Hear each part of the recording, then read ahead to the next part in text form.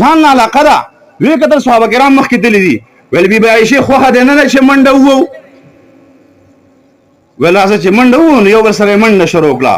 نبی علیه السلام په کور کې څنګه ژوند تېرولو؟ پیغمبر مبارک نبی علیه الصلاة والسلام د بی بی عایشې رضی الله تعالی سره خبرې اترې کولې. نو عایشې رضی الله په دا وخت کې اواز لږ پورته کړو. هلکه په کور کې کله کله خبرې د ښځه خاوند تیزیږي، نو د انبیا کرامو سره هم د خپلو بیبیانو تیزیږي، ها، خو د اخلاقو دننه ګورې، د اخلاقو دننه دا خبره پکې کوي. نو چې کله خبر اواز پورته شو، نو بیبي عایشه رضی الله تعالی عنها چې تیزی خبرې شروع کړې. په دې وخت کې پیغمبر دغه ابوبکر صدیق رضی الله تعالی عنه راغلی. ابوبکر صدیق صاحب د نبی علیه السلام سخرو، د بیبي عایشې پلارو. هغه چې ولیده چې زما لور د پیغمبر مبارک مخې ته اواز پورته کړی دی، نو په خپله لور باندې ورمنډه کړه، ګزار یې پې کوو. چې ګزار یې پې کوو، ابوبکر صدیق نبی علیه الصلاة والسلام ابوبکر صدیق راونیوه، خلاص یې کړه خپله بیبي.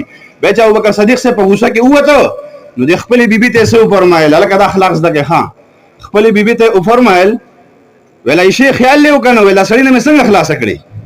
ویل خیال دې و، دغه سړي نه مې څنګه خلاصه کړې؟ دا د نبي علیه السلام په کور کې اخلاقو دننه. نبی علیه الصلاة والسلام بیبي سره په لاره سفر کوي، ځان نه علاقه ده.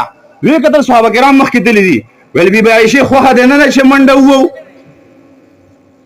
ویل راځه چې منډه ووو، نو یو بل سره یې منډه شروع کړه. عایشه رضی الله تعالی عنها فرمایي زه په وجود سپکه وم او زما بدن نری و، په دغه وخت کې کمزوری وی. ما منډه کې د نبي علیه السلام نه منډه وګټله. څه وخت تېر شو، بیا یو ځل داسې موقع راغله چې څوک نو پیغمبر مبارک ویل منډه نه ومل چې راځه چې ووو. وی بیا زه وجود نه لږه درنه شوم، نبي علیه السلام زما نه منډه وګټله. ویل دا د هغې مخکیني بدله شوه.